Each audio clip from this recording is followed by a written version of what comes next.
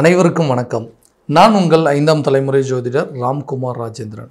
நம்ம இன்னைக்கு பார்க்க போகிற தலைப்புங்க, மீன ராசி அன்பர்களுக்கு உங்களுடைய ராசிக்கு 6ஆம் இடமான சிம்ம ராசியில் சூரியன் மற்றும் கேது ஆகிய 2 கிரகங்களுடைய சேர்க்கை.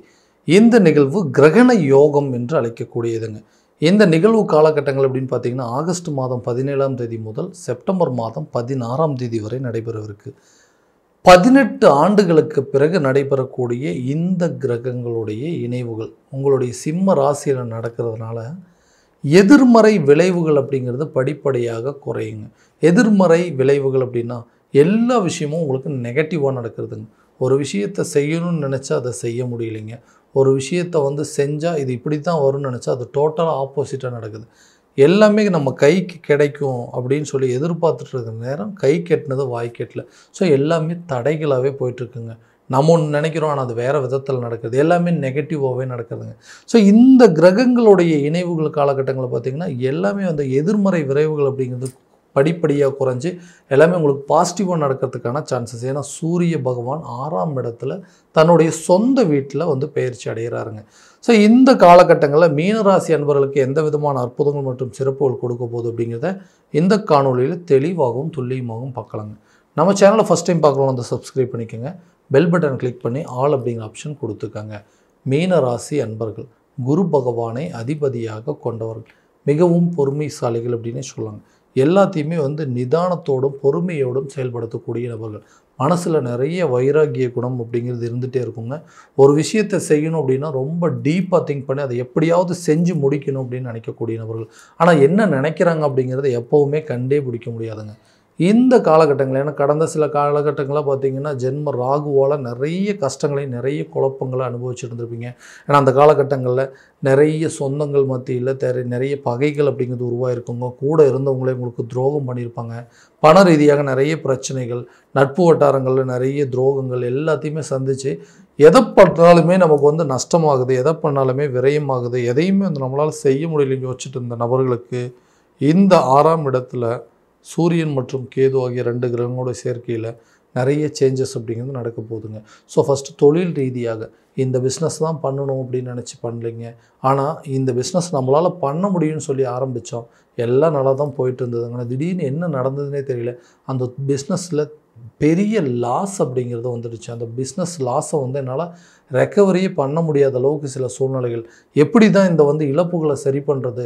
ஏன்னா நமக்கு பின்னாடி ஆரம்பித்தவங்களாம் நல்ல நிலைக்கு போயிட்டுருக்குறாங்க. ஆனால் இன்றைக்கி நம்மளோட நிலை ரொம்ப மோசமாக போயிட்டுருக்குங்க. அவங்க நம்மளை பார்த்து ஆரம்பித்தவங்களாம் இன்றைக்கி நல்ல நிலையில் இருக்கிறாங்கன்னா நான் ஏன் இப்படி இருக்கிறேன் அப்படின்னு சொல்லி யோசித்து இந்த இழப்புகள்லேருந்து இந்த நஷ்டங்கள்லேருந்து எப்படி மீண்டு வர்றது, இதை நம்ம சரி பண்ணவே முடியாதுன்னு யோசிக்கிறவங்களுக்கு கட்டாயமாக இந்த லாபகரமான சூழல் அப்படிங்கிறது உங்களுக்கு ஏற்படும். தொழிலில் நல்ல விதமான சுச்சுவேஷன் அப்படிங்கிறது வருங்க. அதை கண்டிப்பாக சக்ஸஸ் பண்ணி அதில் ஒரு நல்ல ப்ராஃபிட்டை கொண்டு வரதுக்கான சுச்சுவேஷன் அப்படிங்கிறது ஏற்படுங்க. உங்களுடைய நிலை என்னென்னு தெரிஞ்சுட்டு, உங்களோட பிரச்சனைகள் என்னென்னு தெரிஞ்சுட்டு அதை சரி பண்ணி அதிலேருந்து மீண்டு மறுபடியும் வெற்றி காணக்கூடிய ஒரு காலகட்டமாக இருக்க போகுது. வேலையில் இருக்கக்கூடிய நபர்களுக்கு அதே மாதிரி தாங்க. நான் வேலையில் ரொம்ப வருஷமாக வேலை பார்த்துட்ருக்கேங்க. நான் இந்த வேலையிலேருந்து வேறு ஒரு வேலைக்கு மாறணும் அப்படின்னு நினைக்கிறேன். ஏன்னா எவ்வளோ சம்பாதிச்சாலும் என் கையில் பணமே நிற்க மாட்டேங்குதுங்க. பணம் அதான் வரவுக்கு மீறின செலவாக இருக்குது. ஸோ ஒரு ப்ரொமோஷன் அப்படிங்கிறது இல்லை, ஒரு இன்க்ரிமெண்ட் அப்படிங்கிறது இல்லாமல் இருக்குது. நான் நினச்ச விஷயத்தில் நான் என்ன நினச்சி இந்த வேலையில் ஜாயின் பண்ணணும், ஆனால் இன்றைக்கி எல்லாமே டோட்டலாக வேறு விதமாக நடந்துகிட்ருக்குங்க. என்னால் இதை சரி பண்ணவே முடியல. ஏன்னா ஒரு வேலையில் கான்சன்ட்ரேட் பண்ணி அந்த வேலையை செஞ்சு முடிக்க முடியலைங்க. இந்த வேலையில் தேவையில்லாத குழப்பங்கள், அந்த வேலையை முழுமையாக முடிக்க முடியல. ஃபஸ்ட்டெல்லாம் ஒரு வேலையை சொன்னோன்னா டக்குன்னு யோசிக்காமல் செய்யணும். இப்போ ஒரு வேலையை சொன்னவே அதை யோசித்து கரெக்டான விதத்தில் செஞ்சாலும் தேவையில்லாத சில தவறுகள் நடந்துகிட்ருக்கு. இதனால் மற்றவங்க, அதாவது கூட வேலை செய்கிறவங்ககிட்டையும் சரி, என்னுடைய உயர் அதிகாரிகிட்ட சொல்லி நிறைய கெட்ட பேர் வாங்கக்கூடிய ஒரு நிலை அப்படிங்கிறது வந்துருச்சுங்க. என்னால் ஒரு நிலையாக அந்த வேலையை செஞ்சு முடிக்கல. வெளிநாடு சம்மந்தப்பட்ட முயற்சிகளும் அதே நேரத்தில் தான். ஃபாரின் போகணும், கொஞ்ச நாள் வெளிநாட்டில் வேலை பார்த்துட்டு இருந்தோன்னா எல்லா பிரச்சனையும் தீர்ந்துடும் அப்படின்னு சொல்லி ட்ரை பண்ணுறான். அந்த ஃபாரின் ஆப்பர்ச்சுனிட்டி அப்படிங்கிறது எனக்கு அமைய மாட்டேங்குதுங்க. கவர்மெண்ட் ஜாப் சம்மந்தப்பட்ட எக்ஸாம்ஸ் எழுதிட்டு இருக்கிறவங்களுக்கு எனக்கு சரியாக கிடைக்க மாட்டேங்குதுங்க. அதே நேரத்தில் இந்த வேலையிலிருந்து வேற ஒரு வேலைக்கு ட்ரான்ஸ்ஃபர் ஆகணும், புதுசாக வேலை கிடைக்கணும்னு நினைக்கிறவங்களுக்கு கூட எனக்கு கிடைக்க மாட்டேங்குது. ஸோ இந்த அமைப்புகள்லாம் கொஞ்சம் கொஞ்சமாக மாறுங்க. புதிய வாய்ப்புகள் உங்களை தேடி வருங்க. வேலைக்கு ஒரு ப்ரமோஷன் அப்படிங்கிறது, ஒரு இன்க்ரிமெண்ட் அப்படிங்கிறது உங்களுக்கு கிடைக்குங்க. கவர்மெண்ட் ஜாப்பில் இருக்கிறவங்களுக்கு ப்ரமோஷன், ட்ரான்ஸ்ஃபர் அப்படிங்கிறதுலாம் கிடைக்கும். வெளிநாடு சம்மந்தப்பட்ட முயற்சிகள் இந்த நேரத்தில் நல்ல ஒரு பங்களிப்பாக இருக்க போதுங்க. திருமணம் சம்மந்தப்பட்ட தடைகள். திருமணம் அப்படிங்கிறது சரியான விதத்தில் எனக்கு அமையவே இல்லை. ஏன்னா நிறைய அலைன்ஸ் பார்த்துட்டோங்க. ஒரு குறிப்பிட்ட நாளைக்கு முன்னாடி ஓகே இப்போ என்ன அவசரம் அப்படின்னு சொல்லி விட்டா. ஆனால் இப்போ வந்து கரெக்டான டைம் வந்துருச்சு. இந்த நேரத்தில் வந்து அலைன்ஸ் பார்க்கணும் அப்படின்னு நினச்சிட்டு இருக்கோம். எந்த ஒரு அலைன்ஸுமே எனக்கு சரியாக செட் ஆக மாட்டேங்குது. ஸோ இப்போதைக்கு மேரேஜ் வேணான்னு சொல்லி ரொம்ப நாளாக டிலே பண்ணவங்களுக்கு ஒரு காலம் கடந்ததுக்கப்புறம் இப்போ வந்து எனக்கு திருமணத்தில் இன்ட்ரெஸ்ட் வந்திருக்கு. ஆனால் வந்து பார்க்குற அலைன்ஸ் எல்லாம் என்ன இவ்வளோ ஏஜுக்கு அப்புறமா வந்து அலைன்ஸ் பார்க்குறாங்க. ஸோ ஏஜ் ஜாஸ்தியாக இருக்குது அப்படின்னு சொல்லி ஏதாவது ஒரு காரணத்தினால தள்ளி போட்டிருக்காங்க. அதே மாதிரி வர அலைன்ஸ் வந்து வீட்டில் பெற்றவங்களுக்கு வந்து சரியான விதத்தில் இல்லை, இந்த அலைன்ஸ் வேண்டாம், வேறு ஏதாவது பார்க்கலாம் அப்படின்னு சொல்லி ஏதாவது ஒரு காரணத்தினால எல்லாத்தையும் தள்ளி போட்டுட்ருக்காங்க. இந்த அமைப்புகள்னால எனக்கு திருமணம் அப்படிங்கிறது பெரிய கனவாகவே இருக்குது. கரெக்டான நேரத்தில் எனக்கு திருமணம் நடக்கணும் அப்படின்னு சொல்லி எதிர்பார்ப்புக்கான எல்லாமே பிரேக் ஆகிட்டே இருக்குதுன்னு யோசிச்சிங்கன்னா கண்டிப்பாக கூடிய விரைவில் உங்களுக்கு திருமணம் சம்மந்தப்பட்ட யோகங்கள் அப்படிங்கிறது கை கொடுங்க. ரொம்ப நாளாக வந்துட்டு லவ் பண்ணிகிட்ருக்குறவங்க அதை வந்து மேரேஜ் லெவலில் கொண்டு போகணும் அப்படின்னு யோசிக்கிறவங்களுக்கு கூட இந்த காலகட்டங்களில் திருமணம் சம்மந்தப்பட்ட அனுகூலங்கள் அப்படிங்கிறது உங்களுக்கு கை கொடுக்குங்க. ரொம்ப நாளாக வந்து லவ் பண்ணிகிட்ருக்கிறவங்க அதை வந்து வீட்டில் எப்படி சொல்கிறதுன்னு யோசிக்கிறவங்களுக்கு கூட இந்த காலகட்டங்களில் அதை சொல்லி அவங்கக்கிட்ட பர்மிஷன் வாங்குறதுக்கான ஆப்பர்ச்சுனிட்டி அப்படிங்கிறது அமையுங்க. கணவன் மனைவிக்கிடையே இருக்கக்கூடிய பிரிவினைகள் அப்படிங்கிறது படிப்படியாக குறையும். ஏன்னா காரணமே இல்லாமல் சில விஷயங்கள் அப்படிங்கிறது எங்களுக்குள்ளே வந்து ஒரு பிரச்சனையும் இல்லைங்க. அந்த மூன்றாம் நபர்களுடைய தலையீடுகள் அப்படிங்கிறது அடுத்தவங்க சொல்கிற விஷயத்தில் கேட்டு அது மூலமாகவே இன்றைக்கி எங்கள் குடும்பத்துக்குள்ளே பிரச்சனை வந்து இன்றைக்கி தேவையில்லாத அளவுக்கு டென்ஷன் ஆகிட்டு 2 பேரும் ஒருத்தருக்கு ஒருத்தர் சரியாக பேசிக்கிறது இல்லைங்க. வீட்டில் ஒரே வீட்டில் தான் இருக்கோன்னா நாங்கள் 2 பேரும் ஒருத்தருக்கு ஒருத்தர் மனம் விட்டு பேசிக்கிறது இல்லைன்னா மனைவி கணவரை பார்த்து குறை சொல்கிறது, கணவரும் மனைவியை பார்த்து குறை சொல்கிறதுன்னு ஆளுக்காள் ஒவ்வொருத்தரும் வந்து குறை சொல்லிகிட்டே தான் இருக்கிறாங்களே தவிர அந்த பிரச்சனைகள் என்ன அப்படிங்கிறத தெரிஞ்சுக்கிற மாதிரி ஒரு சூழலே இல்லாமல் போயிடுச்சுங்க. அந்த நிலை அப்படிங்கிறது மாறும். கணவன் மனைவி ஒற்றுமை அப்படிங்கிறது மேலோங்குங்க. அதே நேரத்தில் உங்களுடைய பாதிப்புகள் என்ன, உங்களுடைய பிரச்சனைகள் என்ன அப்படிங்கிறத தெளிவாக தெரிஞ்சுக்கிட்டு அதை வந்து சரி பண்ணுறதுக்கான சூழல் அப்படிங்கிறது ஏற்படுங்க. வீடு கட்டுவதற்கான யோகம். ரொம்ப வருஷமாக வாடகை வீட்லேயே வாழ்ந்துட்டுருக்கோம். தனக்குன்னு சொந்தமாக ஒரு வீடு கட்டணும் அப்படின்னு முயற்சி பண்ணுறான். அந்த முயற்சிகள்லாம் தடையாயிட்டே இருக்குங்க.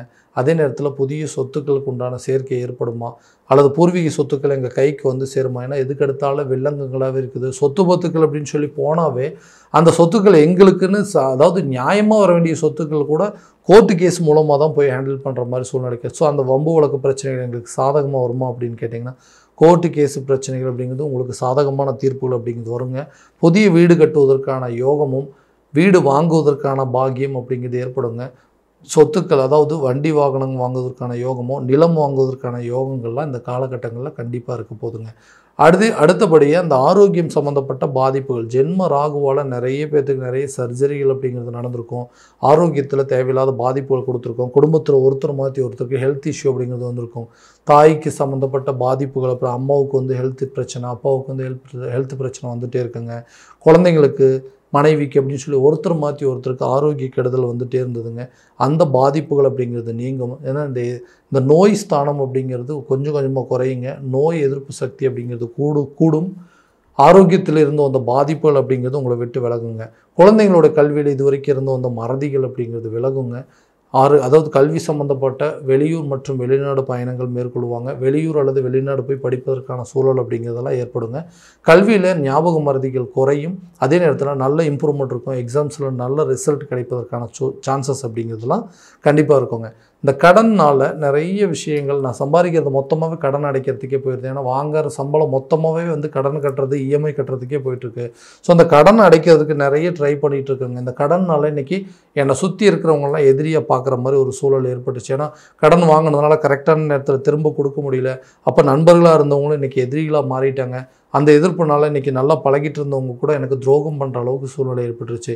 யாருக்கோ உதவி பண்ண போய் கடன் வாங்கி கொடுத்து அந்த பணத்துக்கு உண்டான வட்டிகளை இன்றைக்கி நான் கட்டிகிட்டு இருக்கேன். ஏன்னா சொந்த பந்தங்கள் கூட இருக்கிறவங்க, எங்கள் ஃபேமிலியில் இருக்கிறவங்களுக்கு வந்து பணம் வாங்கி கொடுத்தேன். ஆனால் அவங்களே எனக்கு இன்றைக்கி இவ்வளோ பெரிய துரோகத்தை இழைச்சிட்டாங்க அப்படின்னு நினச்சாவே என்னால் வந்து சரியாக தூங்கக்கூட முடியலைங்க. ஸோ அந்த கடனை எப்படியாவது அடைக்கணுங்க. இந்த சொத்துக்கள் இருக்கக்கூடிய வில்லங்கங்கள்லாம் தீர்ந்ததுன்னா அட்லீஸ்ட் அந்த சொத்துக்களை விற்றாவது என்னோடய பிரச்சனையை நான் தீர்த்துக்கொண்டு எதிர்பார்த்துட்ருக்கான எதுவுமே சரியான விதத்தில் நடக்கலன்னு சொல்கிறவங்களுக்கு இந்த கடனை அடைப்பதற்கான வாய்ப்புகள் அப்படிங்கிறதும் எதிரிகள் கூட உங்களுக்கு நண்பர்களை மாறி உதவி செய்யக்கூடிய ஒரு காலகட்டமாக இருக்க போதுங்க. சொந்த பந்தங்கள் யாரெல்லாம் உங்களுக்கு துரோகம் செஞ்சாங்களோ அவங்களே உங்களுடைய சூழ்நிலையை புரிஞ்சுக்கிட்டு அதை விட்டு கொடுத்து போகக்கூடிய தன்மைகள் அப்படிங்கிறது கட்டாயமாக இந்த காலகட்டங்களில் ஏற்படுங்க. ஸோ இது வரைக்கும் நம்ம பார்த்ததெல்லாம் கோச்சார ரீதியான பலன்கள் மட்டும்தாங்க. இந்த பலன்கள் அனைத்தும் உங்களுக்கு நடக்குமானா உங்களுடைய சுய ஜாதகத்தை முழுமையாக தெரிஞ்சுக்கிட்டு அதற்குண்டானப்படி முயற்சிகள் எடுத்தீங்க அப்படின்னா வாழ்க்கையில் எல்லா விதமான வெற்றிகள் அப்படிங்கிறது உங்களுக்கு கண்டிப்பாக கிடைக்குங்க. ஸோ உங்களுடைய ஜாதகத்தை எங்கிட்ட பார்க்கணும்னு விருப்பப்பட்டீங்கன்னா கீழே தெரிகிற நம்பருக்கு காண்டாக்ட் பண்ணி அப்பாயின்மெண்ட் ஃபிக்ஸ் பண்ணிக்கோங்க. அப்படி இல்லையா உங்களோட ஜாதகத்தை வாட்ஸ்அப் மூலமாக அனுப்பிச்சிச்சிங்க அப்படின்னா தெளிவான முறையில் கணிச்சு துல்லியமான பலன்கள் அப்படிங்கிறது உங்களுக்கு தெரியப்படுத்தப்படுங்க. மீண்டும் அடுத்த காணொலியில் உங்களை சந்திக்கும் வரை உங்களிடமிருந்து விடைபெறுவது உங்கள் ராம்குமார் ராஜேந்திரன். நன்றி.